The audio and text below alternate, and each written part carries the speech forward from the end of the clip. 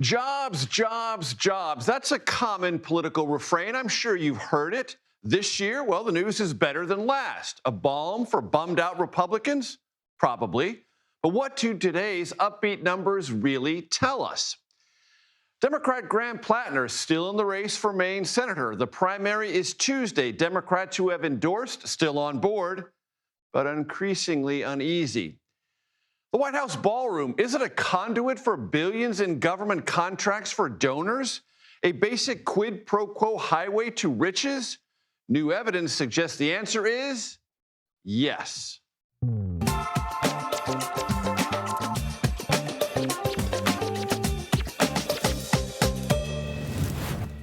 Hello, everyone. I'm Major Garrett in Washington. Welcome to the Takeout. There is a modestly sized job engine humming in America that keeps confounding economists. Now, job creation is not roaring. We've seen larger jobs prints before, but it is running well ahead of expectations. Here's some of the data. The economy created 172,000 jobs in May. The consensus economic forecast was for 88,000. What's more, jobs data for March and April were revised upward by 93,000 jobs. So far this year, this economy has added on average 114,000 jobs per month. That is far better than the anemic 10,000 jobs per month average for all of last year. Here is National Economic Council Director Kevin Hassett this morning on CNBC.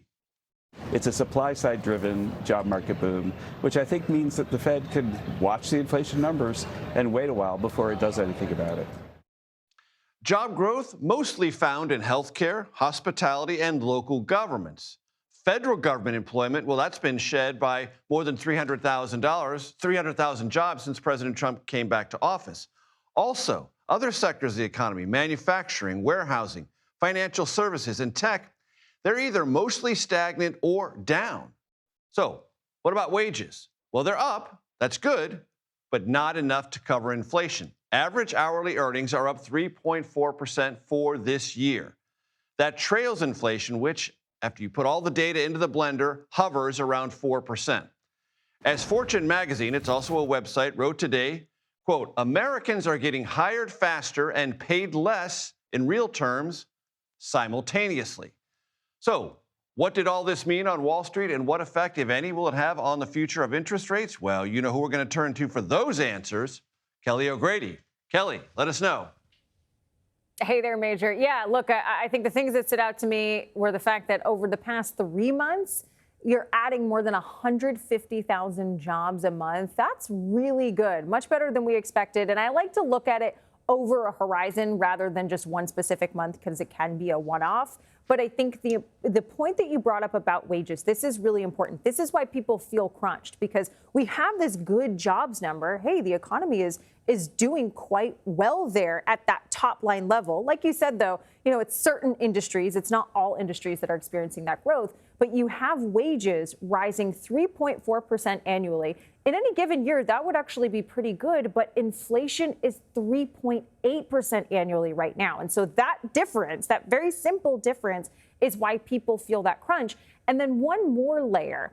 The unemployment rate is at 4.3%. So that's actually very good. That's normally considered full employment. Everyone that wants a job has a job. But it doesn't mean that people want the jobs that they have, right? There's a lot of folks that are graduating, taking jobs that weren't as high paying, weren't in the sectors that they studied for, that they really want. They feel like they're settling, and that's sort of contributing to some of that frustration. What does the Fed do with this? They say, oh, let's hold on a second. Let's not cut interest rates because, hey, the job market is doing well and prices are rising. And that may have been, Kelly, and I'd like your opinion on this or your analytical observations about this, not your opinion.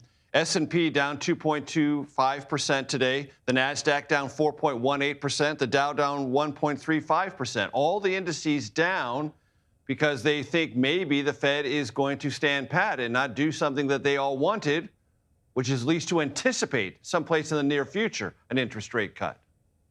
That's exactly right. I was actually at the New York Stock Exchange just a couple of hours ago. I talked to a few investors there.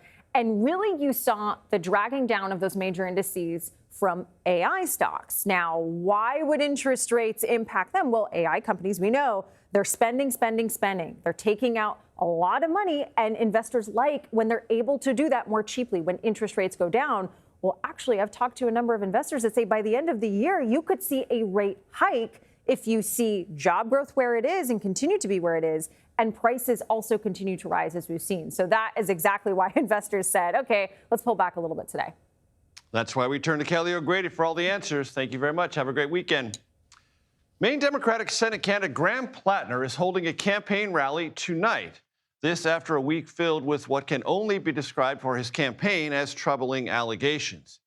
He is trying to steady his campaign after the New York Times late yesterday reported that several former girlfriends accused Platner of, quote, unquote, unsettling, that's the word, behavior.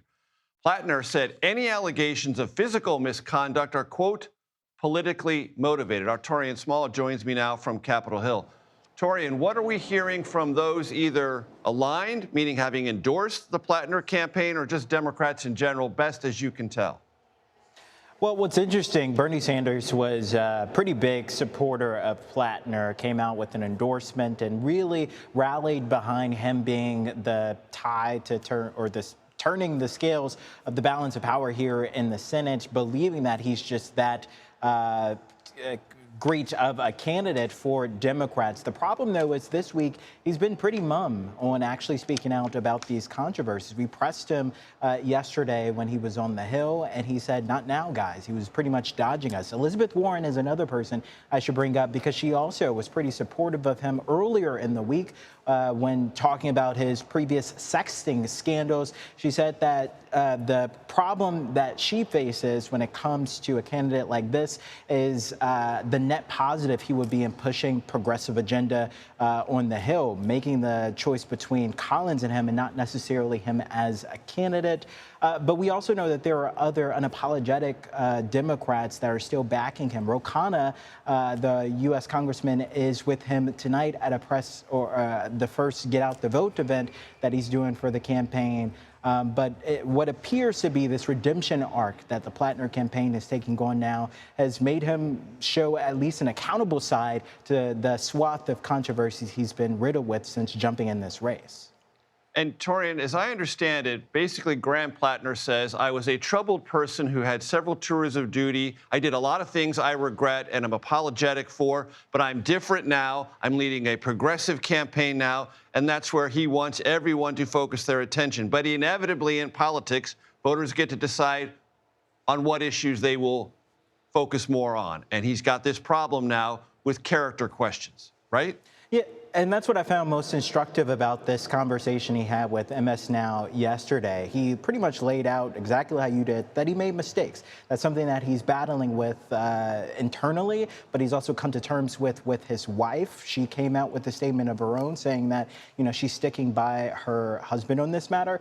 But what I found interesting is the fact that he said that there could be other controversies that come out. He said people will undoubtedly dig. He knows what he's signing up for jumping into politics. But ultimately, though, Democrats are faced with this dilemma that they have this really strong candidate. He was a strong fundraiser for the seat that is particularly vulnerable. That could cost them now because of this, again, just monsoon of controversies that's been plaguing his campaign. Torian Small on Capitol Hill, thank you. I'm happy to welcome to the program Alex Seitz-Wald. He joins me. He is the deputy editor for the Maine newspaper Mid-Coast Villager. It's great to have you with us. Give my audience a sense of how best you can tell this is playing in Maine in real time.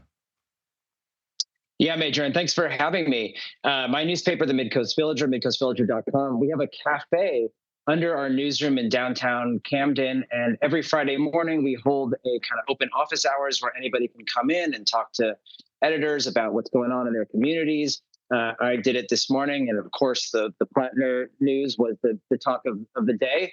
And there were 4 women there who they had read the story. They said they found the allegations gross. They believed them. They didn't dismiss it as, you know, fake news or anything. One used the word disappointed. I talked to another voter who said it was heartbreaking to learn this about Platner. But all 4 of them said they were going to still stick with him and vote for Platner. One of them was about to leave and go vote early for him at her polling place. They feel like the stakes are just so high with Susan Collins up for re-election. They think this is, one of their best, if only, chances to get rid of her. Control of the Senate, the Supreme Court at stake. So they're not happy about this, but they feel stuck with him. There is a provision under Maine state law where if he drops out by July 13th, the Democratic Party could theoretically replace him, but there's no indication that he's going to drop out. And everybody that I've talked to who is supporting him worries that that would just create a whole new can of worms and chaos in trying to fill the spot. So, partisanship is a very powerful force in American politics. And Janet Mills is the sitting governor of Maine. She was a candidate. She's still on the ballot, but has suspended her campaign. Has any of this, based on what you can tell, either conversation, anecdotally or journalistically, led anyone to reconsider Janet Mills, even though she's not actively campaigning? Yeah, I was also at a party last night where this was the big topic of conversation again. Also, when I come in the room, everybody wants to talk about politics. But I talked to a couple of people who are going to vote for Janet Mills on Tuesday. They were not planning to ahead of time, and they don't actually really think she should be senator, but they're going to vote for her to kind of send a message about their discomfort with Platner as the nominee.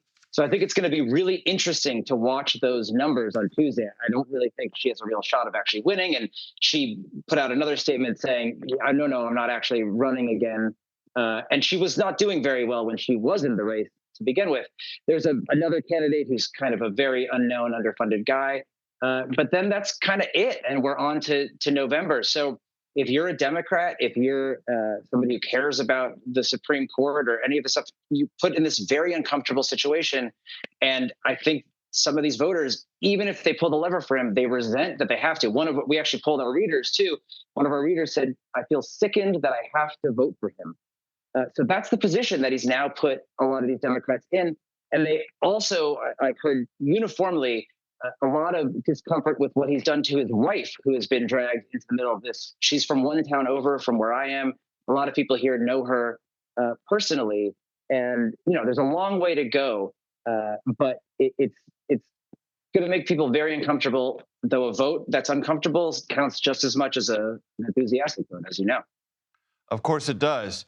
Alex, it was assumed 3 weeks ago, and there was some polling data to underscore this, that Graham Platner had a lead, maybe 4 points, maybe 6 points, but some kind of measurable outside the margin of error lead over Susan Collins, the incumbent seeking a fifth term. Tony Fabrizio, pollster for President Trump, put out a memo today saying that lead has now vanished. Is that consistent with what you are learning in Maine yourself? Yeah, there was a poll from the University of New Hampshire a few weeks ago before the sexting scandal that had Graham Platner up 9 points over Susan Collins. I never believed that. I think this race was close from the beginning. I think what a lot of people from outside the state miss is that Susan Collins is a very powerful, very effective politician. She has won when the odds are stacked against her in 2020. Something like 50,000 people voted for Joe Biden at the top of the ticket and then voted for Susan Collins further down the ticket. So she has proven, by the way, her Democratic opponent that year outspent her 2-1 and still lost by 9 percentage points. So I kind of went into this before Platner, before Mills, thinking that Collins is the favorite. And I still think that you have to assume that she is marginally ahead or at least tied with any Democrat before you even get to these scandals. And now, it only takes a few dozen thousand votes of people who were going to vote for Platner but would now vote for Collins to potentially tip it back in her favor. Alex Seitzwald, I appreciate it. Maine is a beautiful place this time of year, but audio connections can sometimes be problematic. I appreciate your time. Thank you. Now to a CBS News exclusive. An Iranian-American journalist being held in Iran's notorious Evin prison is making a plea for help. In a recorded phone call from inside that prison, Reza Falizadeh is asking for the U.S. government to help him and other prisoners, specifically to receive medical assistance. Falizadeh reported for Radio Free Europe prior to his arrest nearly 2 years ago. The U.S. government classifies him as wrongfully detained. That's an important designation. CBS News Chief Foreign Affairs Correspondent, Face the Nation moderator. Margaret Brennan joins me now. Margaret, what do we know? Well, Major, when the U.S. and Israel began bombing Iran about 3 months ago, the regime shut down internet access. So that made it very difficult to get any word out on how the prisoners were doing and for Reza Valizadeh himself. We know that since the regime lifted the blackout recently, information has started to seep out. And that is how CBS News obtained this recording from within Evin prison that was made in late May by Reza himself. And listen to it because it is a plea for help. Before his arrest nearly 2 years ago, Iranian-American journalist Reza Valizadeh reported for the U.S. government-funded Radio Free Europe. I'm Reza Valizadeh, your colleague who is sending you this message from Evin prison in Tehran. In this recording obtained by CBS, Reza appeals to the U.S. government to get help for him and other Americans detained in Tehran's Evin prison, notorious for its harsh conditions. Even if treating our diseases is a big demand, it would have at least asked the Iranian authorities to reduce not all the physical pressure and mental torture against us. Valizadeh survived the Israeli bombing of Evin last June. When the war began 3 months ago, all contact was cut off, according to his lawyer, Ryan Fahey. A wrongfully detained American journalist is sitting in Evin prison and can't even leave the walls of that prison for medical treatment. And that's very difficult for Reza to reconcile President Trump's statements that we're going to bring Americans home. Iran's Revolutionary Guard Corps arrested Valizadeh in 2024. He was sentenced to 10 years for, quote, collaborating with a hostile government. He's one of 6 Americans detained by Iran. Secretary of State Marco Rubio designated him and 61-year-old Cameron Hekmati as wrongfully detained, essentially arrested for being an American. Valizadeh wonders why America returned the crews of detained Iranian vessels. The U.S. government could have demanded our exchange in return. CBS News has learned that none of the detained Americans will be released as part of the truce being negotiated by the U.S. and Iran. Now, a Trump administration official did tell me that they're very closely tracking Reza's case, along with that of 5 other Americans who are held in Iran, either in the prison or under exit bans, and they're trying to get him out. But it's important to share with you, Major, that my reporting is their plan is to first end the fighting and then deal with the hostages later. And I asked the White House why they didn't request a goodwill gesture. Just release the Americans, and then we'll talk about other concessions in these follow-on negotiations. And I was told by that official that the details of the diplomacy are too sensitive to answer that particular question. Margaret, let me ask you about another topic. The president gave an interview today to the Wall Street Journal in which he talked about someone he has named to be the acting head of the Director of National Intelligence, Bill Pulte, who has another job with the administration overseeing Freddie Mac and Fannie Mae. So we were doing 2 jobs at the same time. No experience, military or intelligence, for Bill Pulte. But the president wants him, for however long he's in this position, to begin firing people, to trim that agency down. How do you evaluate all that? Well, I know. What are you hearing? Well, it is one of those stories that is the talk of Washington. Today, absolutely, because he has no national security experience, and based on the pattern of behavior he had at the helm of FHFA, what he did is he used that office to go into personal information, mortgage information of people that the president perceived to be political enemies, and then used that, whether it was the chair of the Federal Reserve or others. And so there is that question, why is he specifically suited, since he has no national security experience, could not be able to get Senate confirmation? Why, for even a short period of time, do you need him there? To oversee the 17 other intelligence agencies. And so there's a lot of speculation of what could he do in that position. Even in a short period of time. That in a short period of time that could perhaps mirror some of the behaviors we saw at FHFA. So there's a lot of sort of catastrophizing around this, but it is also by fellow Republicans who are saying, excuse me, what are you doing here? We're going to talk about this on Face the Nation on Sunday with Jim Himes, who is the vice chair of the House Intelligence Committee. The Democrats on those committees have voiced opposition. The Republicans, like Tom Cotton, who is the chair of the Senate Intelligence Committee, are taking sort of a different tack here, just saying, well, you know what, we might not need that agency at all. Maybe you could do away with the Director of National Intelligence, which was a job that was created after 9/11 to have some oversight of the CIA That's a and separate try to pull topic together information. from a possibly weaponized Director It of is an National entirely Intelligence. different topic. But I know you'll pursue both on Sunday. And we are very familiar with that tactic Indeed, to redirect indeed, conversations. indeed. Yes. Margaret Brennan, always a pleasure. Thank you. Quick reminder, tune in to Face the Nation this Sunday at 10:30 a.m. Eastern. Margaret will have an interview with, as she just mentioned, Jim Himes, Democrat, Ro Khanna, Democrat, and Don Bacon, Republican. Still to come on the Takeout, California still counting ballots from Tuesday's primaries. CBS News election law expert David Becker joins me to discuss why this is going on, why it's taking a while, and some of the frustrations that have prompted unfounded conspiracy theories. Also, White House ballroom donors are cashing in, it very much appears, on lucrative federal contracts. A new report from a government watchdog group explains. Plus, 1 week away from the World Cup. The World Cup, yes, indeed. We will take a look at security preparations. There are many ahead of this global sporting spectacular. Takeout returns in 90 seconds.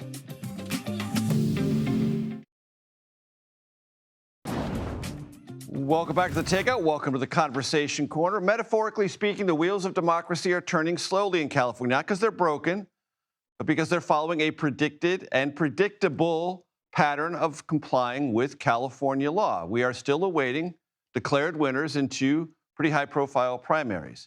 3.5 million ballots are still to be counted. 60% of the vote has been tallied in the governor's race, 64% tallied in the Los Angeles mayor's race.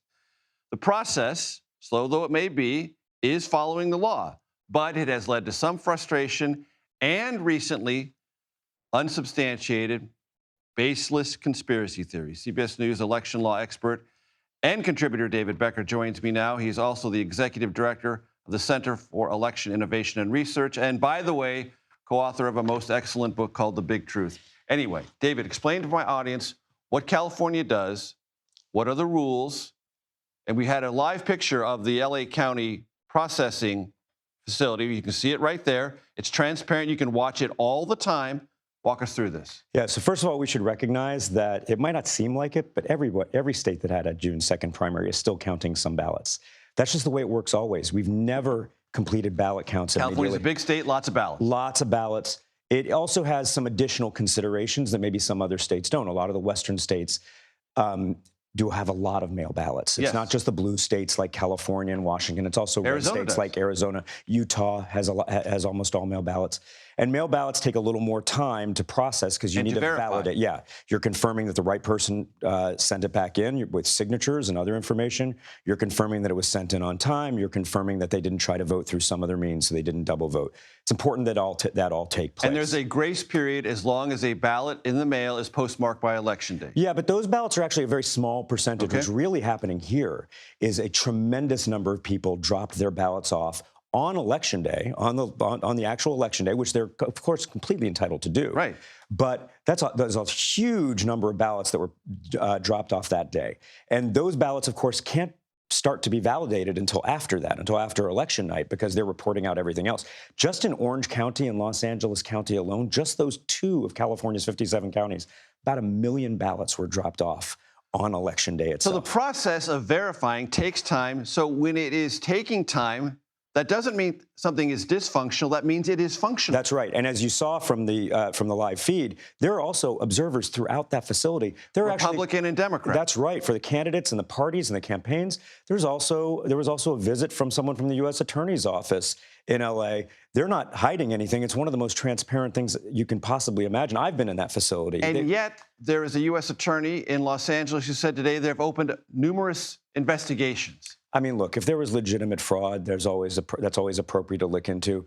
But there's certainly no credible allegation of that at this point. This is happening just like everyone knew it would, and yet we're seeing it's almost like they were ready for this. They, the grifters and the conspiracy theorists and the paid influencers and the foreign governments were all ready to start sowing the seeds of discontent about this election. Yes. And this is an election in which, let's be honest, the Republican is leading the governor's race right now. Steve Hilton. Yeah. So that's not uncommon. And Spencer Pratt and the mayor's race is running very well. That's right. So this is not, there's nothing unusual here. Right. It's just, it seems as if there are people who are profiting off of, the kind of conspiracy theories that we've seen so often in the past. Verification, following the law, sometimes it takes a while. David That's right. Becker, always a pleasure. New report from a government watchdog group finds tens of billions of dollars in government contracts have gone to White House ballroom donors. We're going to explore that and tell you more when we come back. This is The Takeout.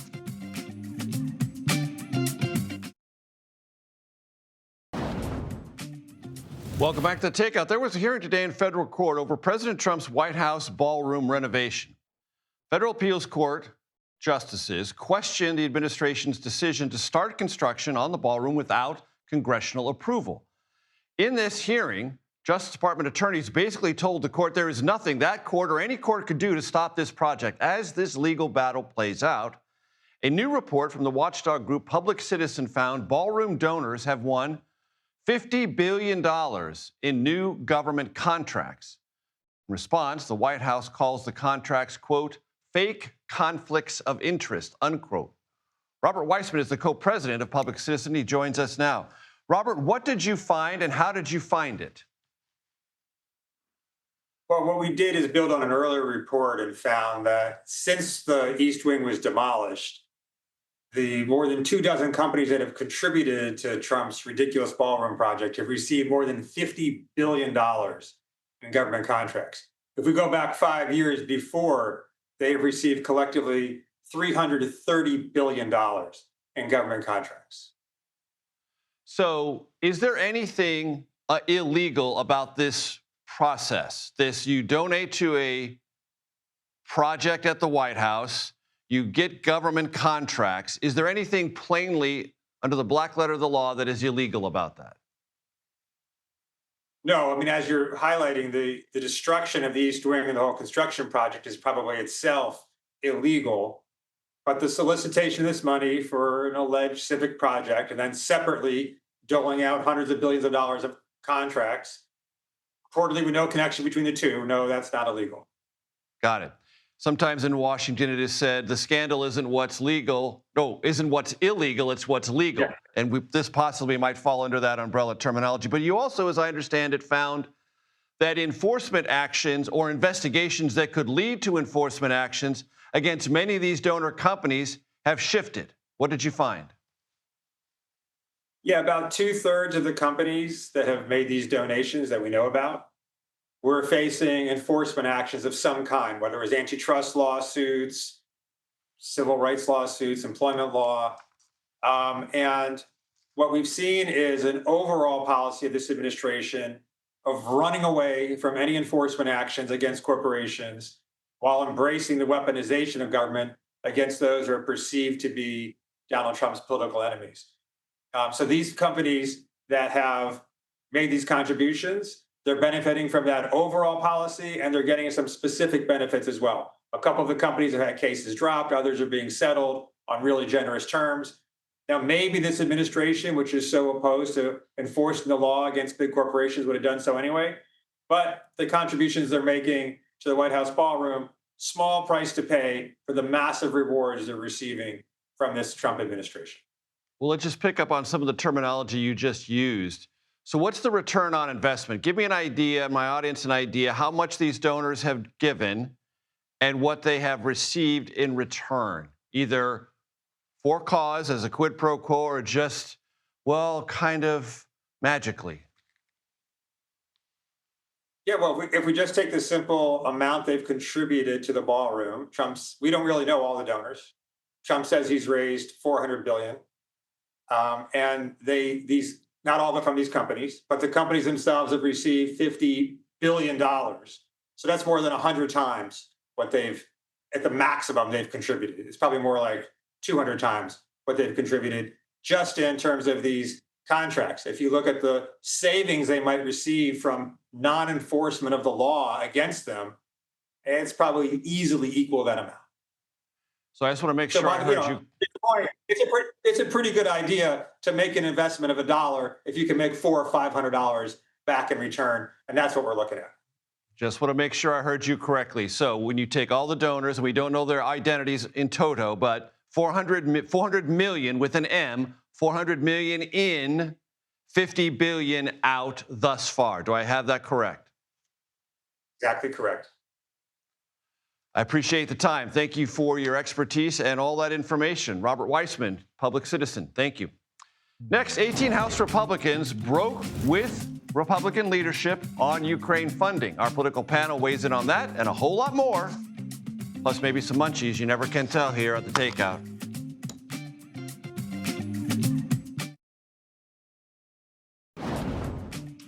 Welcome back. The House took a big step last night to help Ukraine, the first of its kind under President Trump in his second term. We'll get to that in a minute. Now, you know that we care about sports here at the Takeout. The NBA and Stanley Cup finals, they're in full swing. World Cup, as we mentioned, starts next week. All three bring massive fan intensity. So what does fan fanaticism tell us, if anything, about politics? Well, we came across a survey the Ronald Reagan Center for Civility and Democracy undertook, and it found that fans are more tolerant and accepting of political difference than non-fans. Here's some numbers. 58% of major sports fans believe treating political rivals like sports rivals can improve overall outcomes. That compares to 45% of all Americans.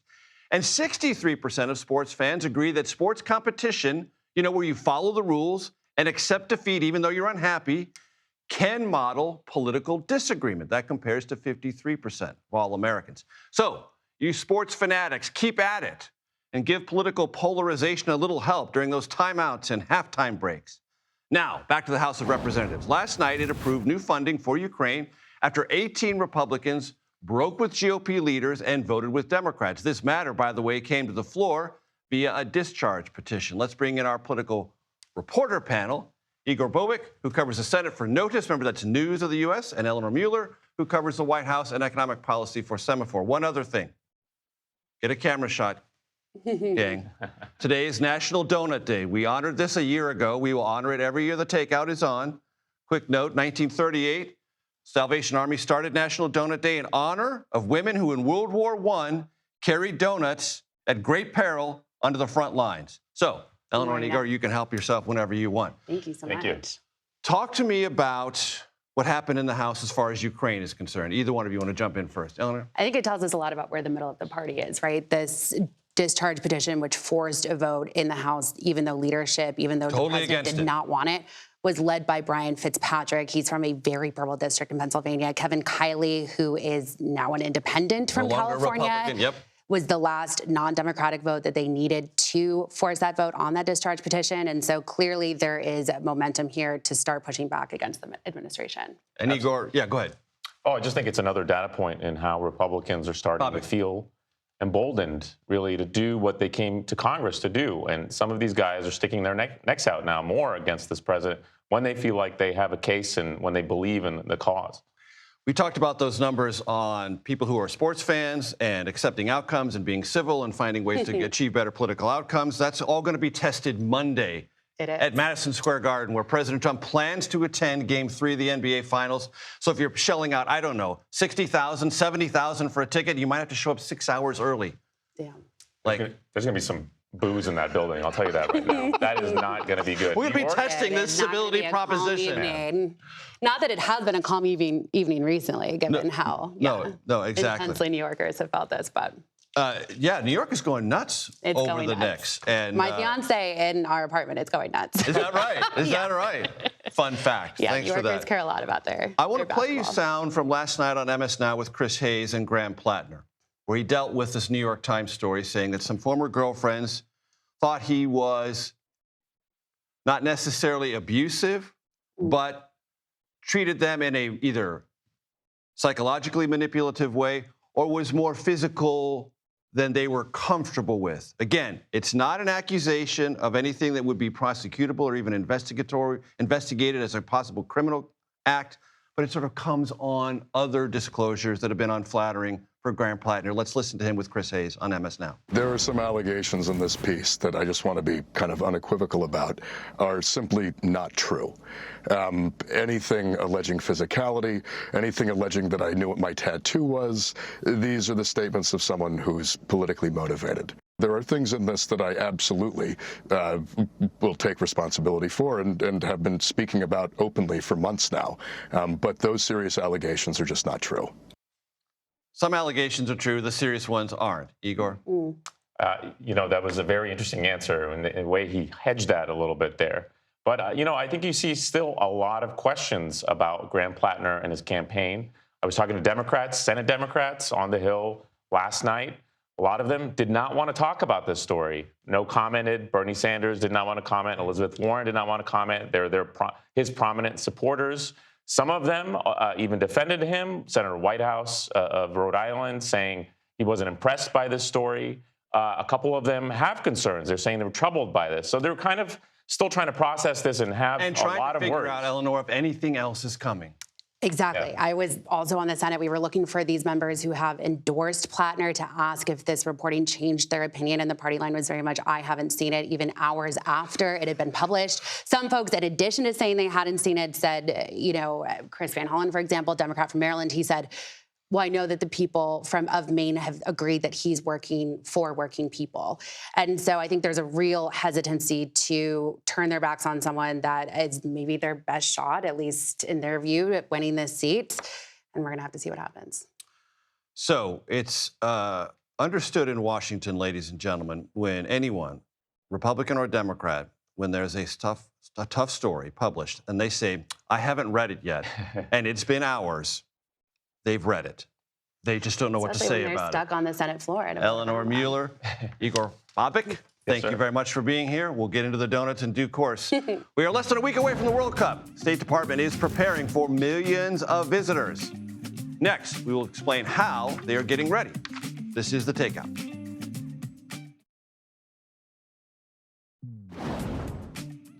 Welcome back. It is, without question, the biggest sporting event on earth. The World Cup starts next week, and whether you call it soccer or football, the global visibility and engagement is unmatched. The United States is hosting the tournament along with Canada and Mexico. Matches will be played in 11 U.S. cities, and millions of people from around the world will travel here to watch them. Earlier today, I spoke with State Department Deputy Spokesperson Mignon Houston about the preparations. 10 to 11 million guests are expected to come to America for the World Cup. Two words come to mind, Mignon: welcoming and vetting. How do we handle both? It's a great question, and thank you so much, Major Garrett, for having us on the show. Look, this is going to be one of the most successful World Cups of all time, but it's also going to be one of the most secure. And that's because this administration has been rolling out a comprehensive plan for this for over a year now. And we've been working here at the State Department with the White House, with FIFA, with the Department of Homeland Security on several fronts. It really is a multi-layered approach to keeping the game secure. As far as the State Department is concerned, we are making sure that every individual who's coming to the United States in need of a visa will go through the highest vetting and screening process. We're going to make sure that everybody has good intentions for the United States. When they get that visa, this is a national security decision that we're making when you give that visa to someone, and we're making sure we're using all tools at our disposal to do this at the highest level of safety and efficiency.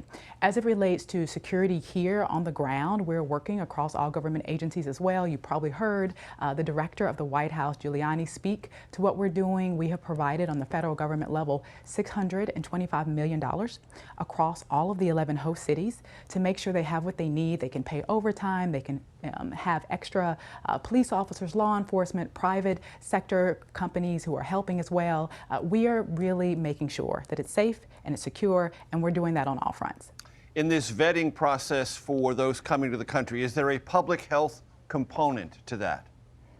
It's a great question. I mean, I think all Americans and all eyes right now are on the Ebola outbreak. We, in particular here at the Department of State, look, we have been mobilizing funds 24 hours after we found out about the outbreak. And really what we're seeing right now is the United States is the largest contributor right now on the ground. We have mobilized over $200 million for the Ebola outbreak response. We're setting up 50 clinics. We are making sure we have disaster response teams on the ground, but also working very closely with partner governments and with implementing partners. Now, as it relates to vetting, we have a very, very comprehensive plan outlined For foreigners who have been in these countries within the last 21 days, you are now prohibited from coming into the United States. That's under Title 42. In addition, we have paused temporarily any issuance of visas from those countries. And for American citizens who feel like they may have been exposed or at high risk, we're routing them right now to 4 airports here in the United States. And that's where they are going to be met by CDC officials, where we will have the highest standards of really vetting and monitoring for them to ensure that they are not posing any risk. Look, we have 2 primary goals right now, and that's to make sure Ebola does not reach the homeland, but to also have a mobilized high response for the outbreak. What about other infectious diseases, not Ebola? Because our own internal medical correspondents have said that Ebola is probably on the lower end of the risk profile for the World Cup. Well, look, this is a great question. And what we're seeing here at the Department of State, as you know, we realigned U.S. aid efforts to bring it here into the Department of State. We have a Global Health Security and Diplomacy Bureau. And really what we were seeing was a very fragmented system that was working on malaria, tuberculosis, HIV. And now that system is in one place. It's under one roof. That has allowed us to really mobilize funds very quickly for this Ebola outbreak, to mobilize people and support very quickly. And actually, in the DRC, as an example, we just in February provided $1.2 billion for an MOU to really treat and track and provide assistance for tuberculosis, malaria, HIV. So we're seeing right now 32 MOUs that we have across Africa. But this administration, and I'll say this, is really focused on making sure that all countries around the world are really taking greater responsibility and accountability for their citizens. In Africa, we're seeing this on the public health front.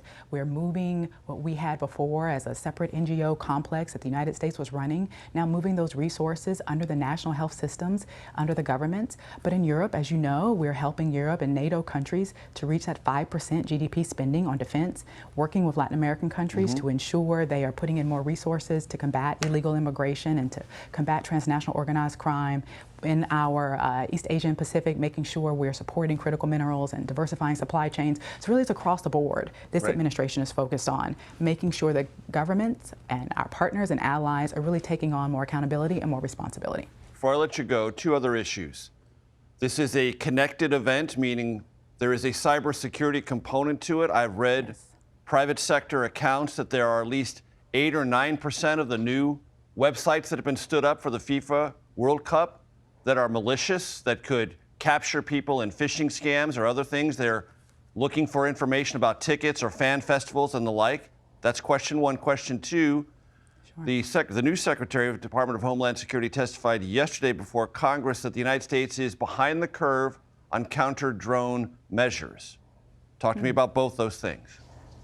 Well, these are excellent questions. And look, I can tell you that we've been in preparations for over a year now, just to make sure we're working across the board, a multi-layered approach to security, and that's with Department of Homeland Security, White House, FIFA, the Department of State, and other agencies. We know that the federal government has provided that $625 million for additional support to the host cities, but we also, for the first time in FIFA's history, have counter-drone surveillance technology for 78 of the matches, all of the matches actually, that will be taking place across the United States. And so we are aware, we are preparing for these sorts of threats. We are aware of the risk. We have been standing up bureaus here at the Department of State to make sure we are in line with the newest technology, the advancements.